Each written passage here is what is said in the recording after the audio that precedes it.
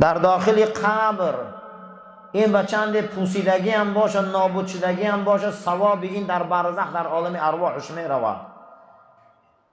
یا رسول الله، ای فرستاده خدا، او چیست؟ حضرت گفتن من علم علما، کسی علم گیره، علم ثوابش برای صاحبش تا روز سور اسرافیل ثوابش می رفته، برای که این با این علمش جاهلا را تعلیم داد، راه روشن کرد. علما این فانوسن، مرگ عالم مرگ عالم است. رسول اکرم صلی الله علیه و سلم فرمودند یک عالم از دنیا میگذره نزد خدا در سبوکه که یک ناحیه مردمی به علم را برابر دی یک عالم مردن، این گونه غمگینی نه درگاه خدا ده. این دنیا را عالما آباد میکنن. حرام ای که میفهمیم، حلال ای که میفهمیم، پیغمبر ای که میفهمیم، صحابه ای که میفهمیم، اینقدر فتوا را ای که میفهمیم. ای عالما وارث های پیغمبران. تا روزی که عالما از دنیا میگذشتیم، از علم او شاگردان اگر زنده باشند، این شاگردان اگر زنده میشدیم تا سور اسرافیل در گور عالما ثواب می درآمده. خشا به حال علما، خشا به حالشان. علامه ندوی روایت میکنه که زمانی که در پاکستان در پیش سفارت آلمان بودم که سفیر آلمان برآمد گفت ابوالحسن چه حال داری؟ گفتم خوبم. این عالمی من 100 ساله آخره 900 کتاب نوشته. چند کتاب نوشته؟ 900 کتاب نوشته. یگان آدم تنقید نکرده در حیاتش، یگان آدم هم تنقیدش نکرده. یک از اولیاءهای خدا، حنفی های پاکستان، میگه زمانی که منو فیراد کرد سفیر آلمان و مجله را در پیش ماند، گفت همین 4 برچه که همین گازیت را خوان چی نوشتگی هست؟ میگه یکمش را خواندم که نوشتگی بود است که طلب کنید علم را به چند در چین باشه. در این طرفش نوشتگی بود است که از گهواره تا گور دانش بجو. در اینجاش نوشتگی بود است که گیرد علم را به چند کافر هم باشد.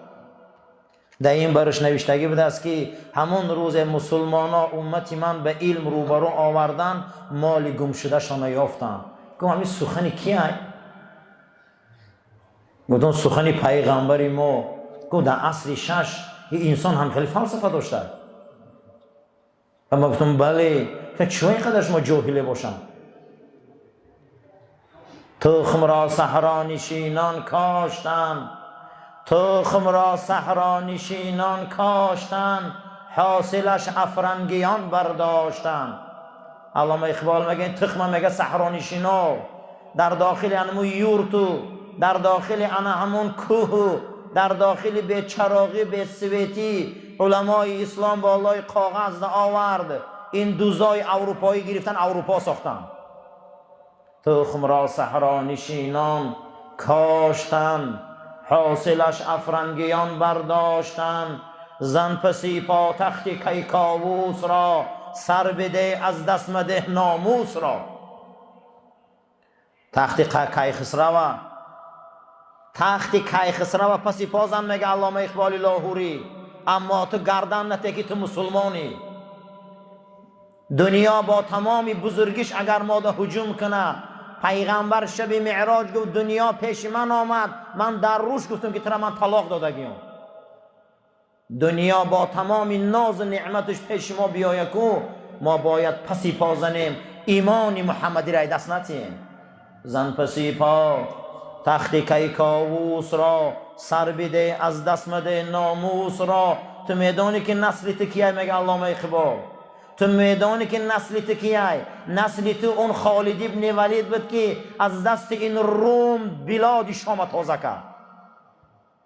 نسل تو عمرو ابن عاص بود که مصر کرد. نسل تو طارق ابن سعد بود که لشکر اسلام زمین تونس در آورد. نسل تو بابای تو عبدالله ابن ابی سرح بود که لشکر اسلام در زمین فرانسه و در زمین اسپانیا شرمنده کرد لشکر کفر. و اینها بردن نیزه و اون سپرهای اسلام در شهرهای اندلس اسپانیا کشال کردن. تو میدونی نسل تو کیه؟ نسل تو اوسانا نیست. نسل تو اون سلطان مراد ترکیه که کاساوا و تمام دولت های ونیه را اشغال کرد، لشکری دولت اسلامی را خودی به آلمان برد رساند. نسل تو یه میگه تو میدانی که نسل تو کیه؟ سر بده از دست مده ناموس را. نسل تو امروز اون سلطان الپرسلانه که 223 میلیون اندونزی را مسلمان کرد. تو انهیه نسل تو میدانی که نسل کی؟ نسل تو اون سلطان الپرسلانه که زمین مالایزیا را مسلمان کرد. تو اوسانا نیست. میگه زن پسی پا تخت کیکاووس را. اینا هم 100 ساله تاریخ دارن، اینا هم 200 ساله دارن، اما ما 1000 ساله تاریخ داریم در دنیا. زن پسی پا تخت کیکاووس را، سر بده از دست مده ناموس را. قوتی مغرب نه از چنگ و رباب، نه ز رقص دخترانی به حجاب. این اروپا و امریکا رو میگه قوتش او لیسبیانکا و از او همجنسگراها نیست، از او رقاصه بازی کوچه بازی نیست، از او احمقگریاش نیست. قوتی مغرب که از علم و فن است و یا زوریشون های عالمیشون میگه از همین رو چراغش روشن است. بعد از اون میگه علامه ندوی که گفتم این سخن پیامبر ما میگه او گو این سخن رسول الله ها. بله گو شما در عصر 5 این گونه روشن فکری داشته، اروپا 1000 سال بعد شما روشن فکری یا گرفت. ما باید تاریخ ما ندانیم. عالم میمرده گروش روشن بوده به این علمش، عالم میمرده دنیا را روشن میکرده است. علم نه همین است. رسول ما عالمه در این زمین علم آورد. مسلمان ها باید به سوی علم دوان. دویم او اجرا نهران، کسی مردم در آب گذرانه، کسی مردم در دریا گذرانه، کسی مردم در نهر گذرانه، کسی مردم در امروز آبی چشمه بیاره، جاهای خشک ده مردم در آبیاری کنه تا سور اسرافیل گروش پر نور بده. او حفر بیرن یا چاه کنه. او صحابه می بیان میگه میخوام در حق پدرم خدمت کنم. چی خدمت کنم؟ فرستاده خدا. حضرت میگه رو چاه کن. هر کسی که از این چاه نوشید قبری پدرت پر نور میشه. او غرس نخلن، کسی یک درخت میوه‌دار شیرانه. رسول اکرم صلی الله علیه و سلم فرمودند خدا لعنت کند اون مرد زنی را که میوه تر بریدن به خودش عادت میکنه. میوه های تر نبره که اینا ذکر خدا میکنن. کسی یک درخت میشیرانه قسم به خدا تا روز قیامت کسی از این درخت میخوره و تناول میکنه در همون صاحبش میره و صدقه میرسد. میگه که علامه لالکانی در کتابش میبیاره که از ولی های خدا میگه زمینی سمنگان قدی میگذشت در زیر یک درختی چنار میگه دراز کشید، میگه خواب کرد که همین خوابی بردگیشت میگه همون گنجشککایی که در شاخ درخت شیشتگی بودن همشان میگفتن پروردگارا درخشیران جاش بهشت گردان، پروردگارا درخشیران جاش بهشت گردان. میگه از جاش خیس و دعا کرد، از خدا طلب کرد که پروردگارا نمیشه که همین سردار همین گنجشککا قدی تو یک الهام تا یک من گم بزنم. میگه وقتی صحبت کرد پرسید گو شما چی میگه؟ گو ما درخشیران دعا میکنیم. گو درخشیران صاحبش میدانه؟ گو نه. و میگه از محله پرسیده رفت میگه همون محله در آمد که درخشیران بر وقت از دنیا گذشته بوده فرزنداش بدیم. میگه اگر اجازت باشه درختون من میخرم چند سو میگویی. و میگه بایم حیرانش نگویی بابای ما بابایانش خم شیران بود از برای الله خیلی چیزی تهی. و میگه این خرید آمد در زیر درخت خواب رفت که تا پیشینه میگه همین پرنده ها گفته ایشان پروردگارا درخت خره رحمت کن، درخت خره رحمت کن. پیشینه خواند، بعد از پیشین میگه با درخشیران نام گرفتم. بعد میگه دعا کرده آمد گو من این خریدم ای خدم کردم شما در حق ما دعا دیگه شما نمیکنی. گفت تا پیشین خریدگی تو ثوابش تمام شد، بعد پیشین با درخشیران میره. ولی اگر باید مسلمان افطار تی گپ دیگه اکو درخت بو هو برمون اکو خوشک او برمون یا شتر او میتی در اسلام ثواب های اما یا روزدار او تی چی اما یا روزدار دستشگیری چی یا مسلمان حرمت کنی چی یا مسلمان دوست داری چی ولی ما ثواب ندیدیم قسم به خدا ثواب بینیم کو ما دیگر از درون ثواب نمیگریزیم روز قیامت حسنات میخوردیم که چوه ثواب کم کردیم ولی ندیدیم ثواب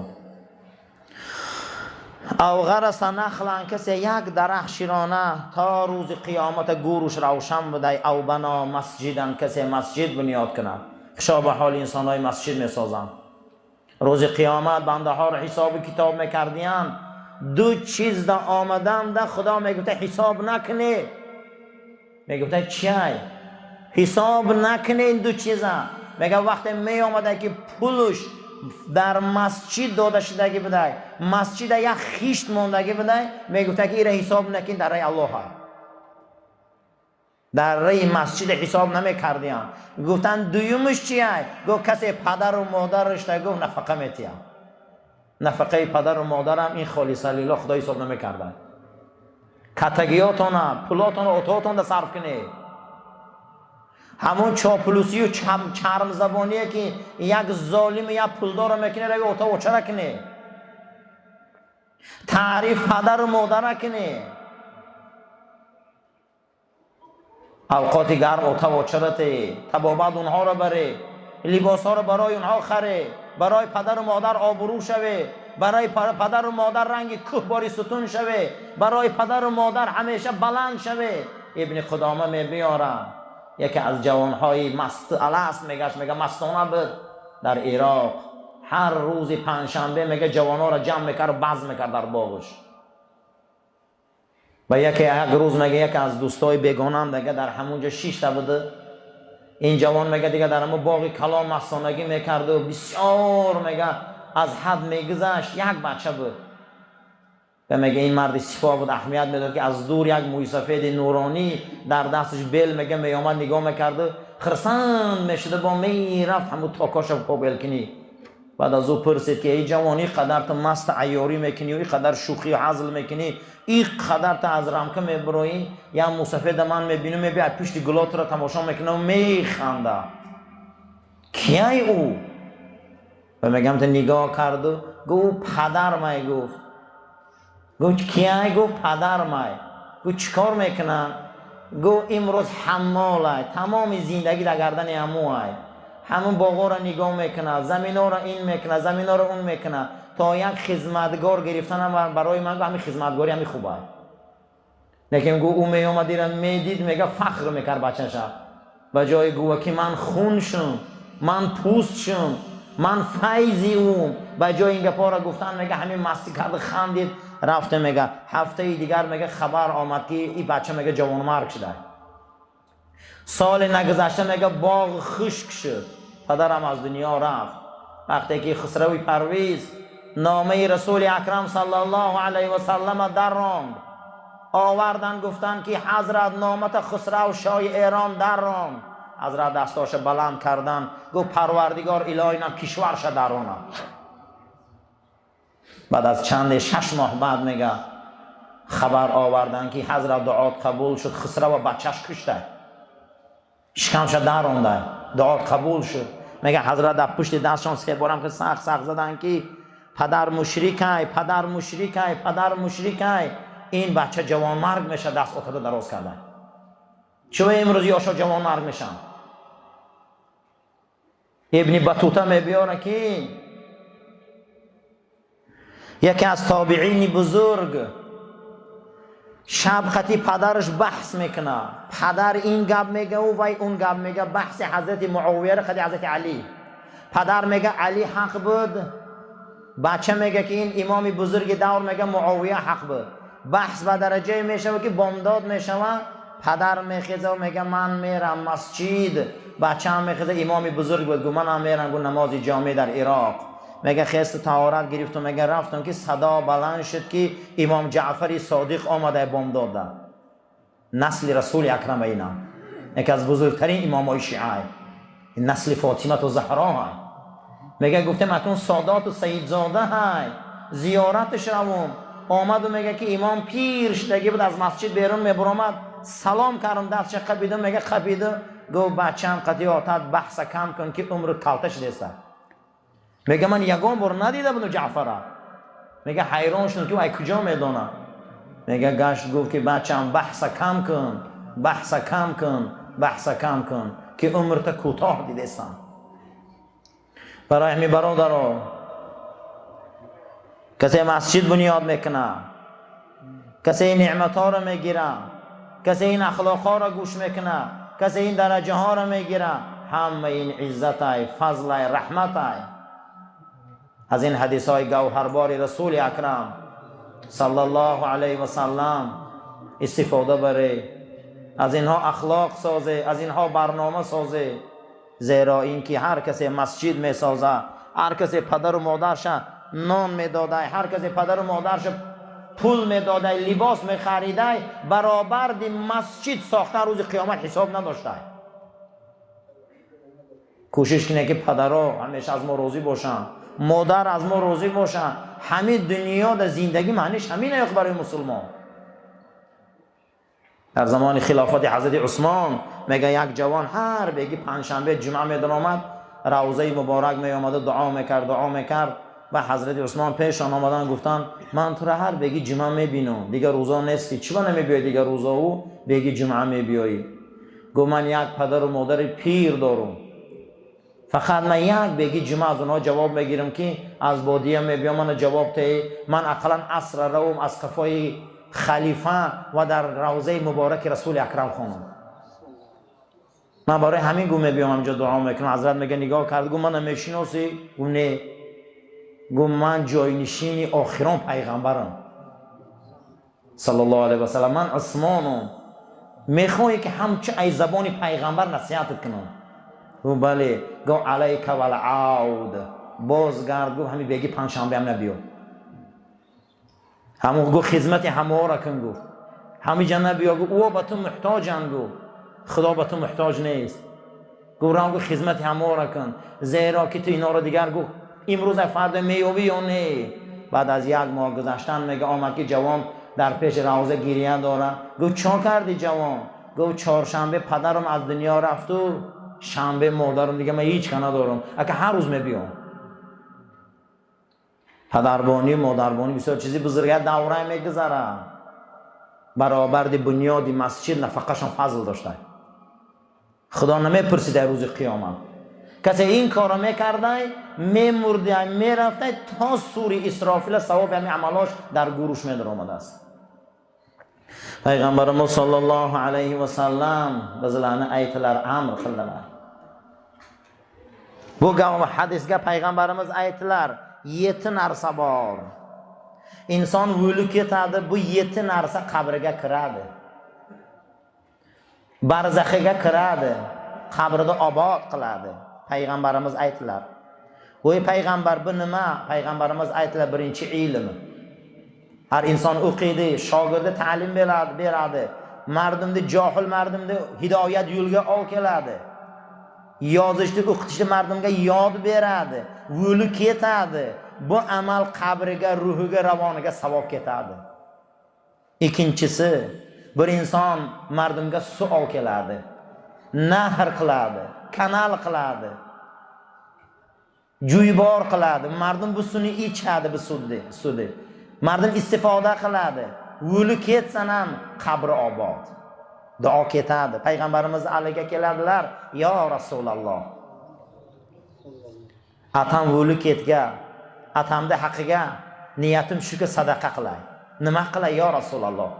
Payg'ambarimiz aytdilarki, bir choh o'z, bu chohda mardim suvini ichadi, Parvardigor seni atangni mag'firat qiladi. Ata o'lgan vaqtiga bu ata o'lib ketsa bizlarni atamiz, qiyomatga bizlarni atamiz. Ata va o'g'il hech mahal kesilmaydi. O'lib ketsa bizlarni atamiz. bir narsani aytadilar shariatga isor nimami? O'g'il ata tirik bo'lgan vaqtiga, ona tirik bo'lgan vaqtiga orzusi shuki biron narsa foydasi yetsa, o'lganiga ham qilsa yetadi. Payg'ambarimiz aytdilarki, suv olki mardimga. Mardum suvni istifoda qiladi, agarodga beradi, yuyadi, ichadi, ata onang jannatga rohat qiladi. Aw hafara bi'ran choh uz. Aw gharasa nakhlan biron nihol o'tkar. Olma nihol, tut nihol, xurmo nihol, uzum nihol. Buni qilasa har inson buni yeyadi, senga savob yetadi, musulmon. Bir daraxtni o'tirasa, bir daraxtni nihol qilasa, buni savobi bor. Ammo bir musulmonni ro'zaga iftor berasa savobi yo'q. Payg'ambarimiz aytdilarki, har inson bir tuyani suv beradi, bir otni alaf beradi, Alloh ajr beradi bu insonga. Bu otni suv berishga ajr bor. Allohning bandasini hurmat qilasa ajr yo'q. Allohning bandasini hurmat qilasa ajr yo'q.